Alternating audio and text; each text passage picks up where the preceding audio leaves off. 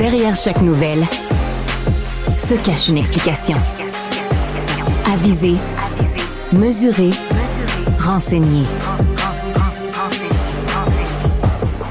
Engagé sur les enjeux de société, il réfléchit aux solutions.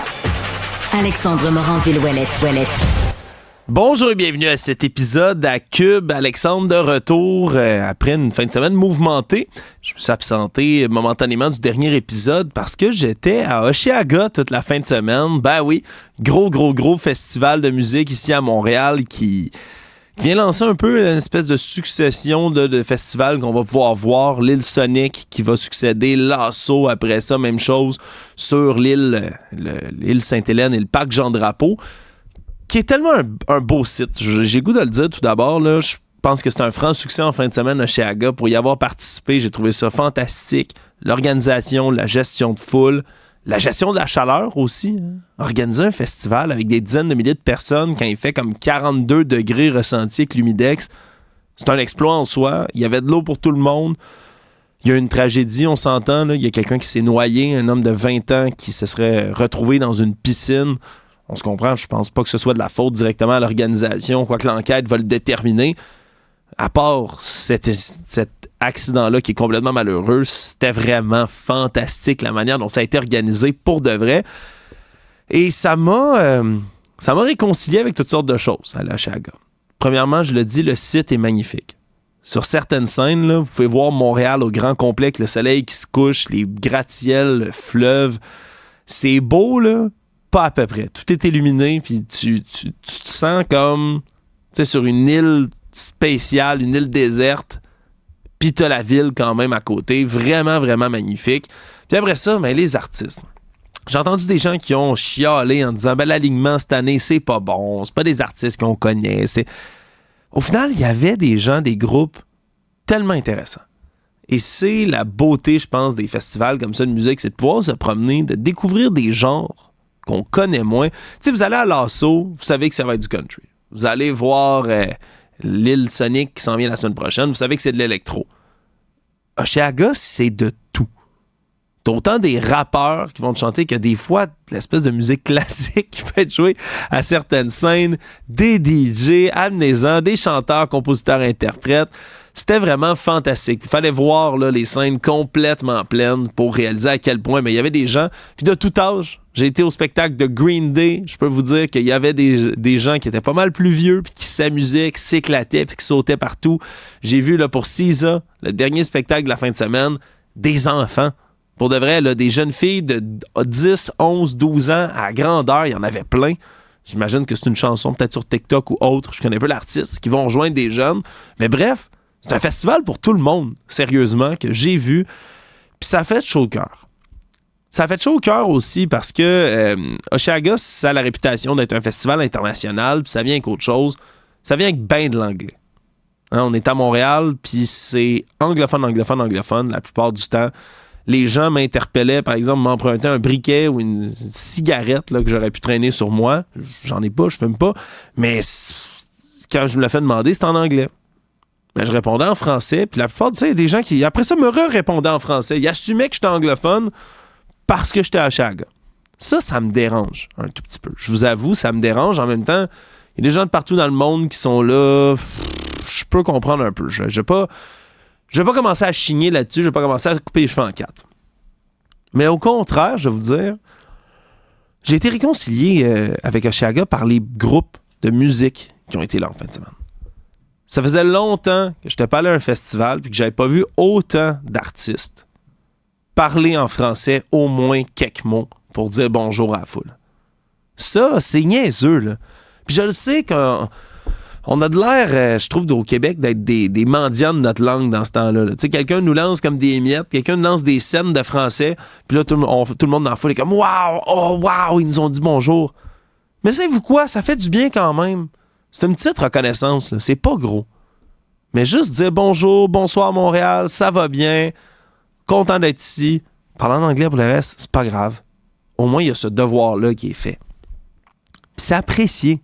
C'est tellement simple, c'est tellement facile de faire ce geste-là. C'est comme on s'émerveille à chaque fois qu'il y a un joueur qui est anglophone du Canadien de Montréal qui se met à parler quelques mots de français. Puis on est content. on voit qu'il y a un effort réel qui est fait, puis on n'est pas habitué d'avoir cet effort-là qui est nécessairement fait ici au Québec. Surtout par rapport à nos collègues du reste du Canada. C'est dommage, mais c'est ça. On apprécierait que Mary Simon, la gouverneure générale qui représente le pays et qui est censée avoir une maîtrise des 2 langues officielles, le fasse. Mais je vais vous le dire, Mary Simon est moins efficace et moins bonne que les artistes qui se sont présentés à Osheaga. Il y en a un particulièrement, je vais vous avouer, qui, moi, me réconcilie avec le reste du pays. C'est Talk. De son vrai nom, évidemment, c'est un franco-ontarien, Nicolas Durocher. Nicolas Durocher, alias Talk, qui chante, entre autres, là, Runaway to Mars, qui est peut-être une chanson que vous avez entendue, là, qui a été très, très, très popularisée. Mais Talk, qui est arrivé avec sa grosse salopette, c'est un gars flamboyant, avec toujours habillé en couleur pastel, débarque sur scène. Il est allé, avant de faire sa performance samedi à Osheaga, il est allé vendredi même à Saguenay. Et que ce soit à Saguenay ou que ce soit à Osheaga, il y a eu la même énergie puis le même amour pour le français ici au Québec. Puis pas le français international, le québécois. C'est un gars qui aborde la foule en français. Parle un français, on se comprend, c'est un franco-ontarien assez impeccable. Mais c'est pas juste de parler en français un peu. C'est de crier des « J'adore le Québec, vive le Québec, je suis content d'être ici avec vous ». Il fait chaud, qu'est-ce qu'il a dit? Je m'excuse du blasphème d'avance, maman. Il fait chaud en tabarnak. Il a dit ça en entrant sur scène. C'est niaiseux, mais ça, c'est comment reconnecter avec le reste du pays. C'est d'avoir des artistes comme ça qui respectent le Québec, qui respectent le français. C'est pas un Québécois, là. Mais qu'est-ce qu'il a fait? Mais quand il vient sur scène, puis il est connu pour ça, ce gars-là, ben, il a chanté, entre autres, Saskatchewan. Au complet, en français, sur les plaines de l'île Sainte-Hélène. Puis ça, pour vrai, c'est simple, c'est facile, il a la capacité, il n'est pas obligé de le faire. Il est à Osheaga, il y a des gens de partout dans le monde. À Saguenay, c'est une chose, mais de le faire ici à Montréal, c'est une autre. Mais il le fait. Il le fait quand même. Puis c'est tellement, tellement apprécié. En passant, il connaît très bien la bottine souriante, il connaît ses succès des 3 accords, il passe son temps à dire qu'il écoute beaucoup de musique québécoise puis qu'il aimerait que le reste du Canada en profite puis entende puis comprenne d'autres musiques francophones que juste celles qui est faite ailleurs, hors Québec. Bravo Tank, bravo Nicolas Durocher. Sérieusement, là, c'était une performance fantastique, c'était tout un spectacle. Je suis sûr que les gens qui n'étaient pas à Osheaga mais à Saguenay l'ont apprécié aussi. Puis on n'apprécie pas juste le spectacle, on apprécie la personnalité puis on apprécie l'effort. Si on envoyait plus souvent des efforts comme ça, c'est pas gros, je le répète. Peut-être qu'on serait réconcilié avec le reste du pays comme Québécois. Peut-être qu'on aurait l'impression qu'on appartient au reste de l'ensemble de ces provinces-là rameutées ensemble dans une fédération. Peut-être. Dans tous les cas, c'est un fantastique festival. Puis j'invite les gens à y aller, que ce soit une journée seulement là, dans les festivals qui viennent à Montréal, juste pour vivre l'expérience. Sérieux. C'est beau de voir autant de gens rassemblés, de voir les métros bondés, de voir tout le monde costumé pour assister à des spectacles comme ça. Vraiment, vraiment, vraiment, ça fait excessivement chaud au cœur. Bon, je rate quelques instants, bien sûr, d'actualité. Je me repose, je suis en vacances. Ça prenait juste ça pour qu'il y ait d'autres frasques, d'autres théories du complot, d'autres conneries, franchement, je vais le dire comme ça, qui propagent sur Internet. Laissez-moi regarder. Ah! Donald Trump qui fait des théories du complot sur Justin Trudeau. Aviez-vous ça sur votre bingo ce matin? Pas moi, mais honnêtement, qu'est-ce qui m'étonne pas rendu là? Hein? Donald Trump s'est présenté avec l'influenceur Aiden Ross à son émission. Okay? Aiden Ross, c'est un jeune qui est bien populaire auprès des jeunes. Il a été banni en passant de la plateforme Twitch où il a commencé à avoir du succès, la plateforme de streaming, parce qu'il arrêtait pas de dire des trucs homophobes en passant. Très classe. C'est un gars qui a reçu très très souvent Andrew Tate et qui est d'ailleurs viral sur les internets pour avoir sniffé la chaise dans laquelle se trouvait Andrew Tate en plein milieu de son stream, comme si, je sais pas, hein, il voulait lui sentir le postérieur à tout prix, tellement c'est un homme fantastique selon lui. Andrew Tate, je rappelle, accusé de proxénétisme, d'avoir agressé sexuellement des femmes, d'avoir tout ça, hein, charmant personnage. Ben oui, M. Aiden Ross a décidé de recevoir Donald Trump, ou du moins s'est organisé avec la campagne de Donald Trump pour le recevoir. On se comprend, on essaie d'aller chercher là, des nouveaux électeurs du côté de M. Trump. On se ramasse là. C'était sûr que ça allait être dérangeant, étrange, bizarre comme segment. Là, il s'est fait comme donner un Cybertruck en disant « Wow, Elon Musk a conçu ce véhicule-là, c'est-tu pas fantastique? » Je rappelle qu'Elon Musk donne des dizaines de millions de dollars à M. Trump maintenant.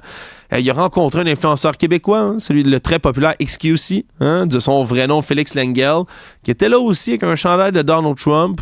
J'avais pas ça sur mon bingo non plus. Mais surtout, ce qui retient l'attention, c'est les fameuses théories du complot que soudainement, M. Trump se met à sortir, pas de nulle part, parce que ça pullule ses internets depuis un bout, mais le fameux mythe selon lequel Justin Trudeau serait le fils de Fidel Castro. Je comprends qu'il y a des gens plus à droite qui détestent les politiques plus gauchistes de Justin Trudeau, plus progressistes, voire plus, j'haïs le terme, je vais le dire entre gros guillemets, woke de Justin Trudeau. Je comprends. Mais là, de dire que ce serait supposément le descendant d'un communiste juste pour prouver un point, parce qu'en disant, regardez, il ressemble tellement, là, physiquement, ça se peut pas. Ça veut rien dire, ça. Il y a des gens qui ressemblent à qui que ce soit. Je me suis fait déjà dire toute ma vie que je ressemblais à l'acteur qui joue dans American Pie. Je peux vous dire que je fais pas des trucs dégoûtants avec des tartes chez nous. Mais pourtant, Jason Biggs, de son nom, on n'arrête pas de me dire que j'y ressemble. Est-ce que je suis son fils illégitime? Non. Non. C'est pas comme ça que ça fonctionne. Mais pourtant, Donald Trump, quand il a demandé en rafale du côté de M. Hayden Ross, plutôt, qu'est-ce que vous pensez de Justin Trudeau? Donald Trump a dit, je m'entends bien avec, mais on dit qu'il est le fils de Fidel Castro. Ça pourrait être vrai, tout est possible dans ce monde. Et voilà. Oui, on peut voir après ça qui sait quel genre de belle personne sur Internet va reprendre des propos comme ceux-là. On peut le montrer à l'écran. C'est Alex Jones, complotiste notoire, homme poursuivi pour des milliards de dollars parce qu'il dit des conneries puis qu'il mène des campagnes de cyberharcèlement contre des gens qui ont perdu leurs enfants dans des fusillades scolaires. Oui, we all know he is. Nous savons tous qu'il l'est. En parlant de Justin Trudeau comme le fils de Fidel Castro. Ouais, on le sait tous si on est complotiste, sceptique, un peu bizarre sur le web. C'est ça. Je vous avoue, j'avais pas ça sur mon bingo, mais ça démontre encore une fois une chose.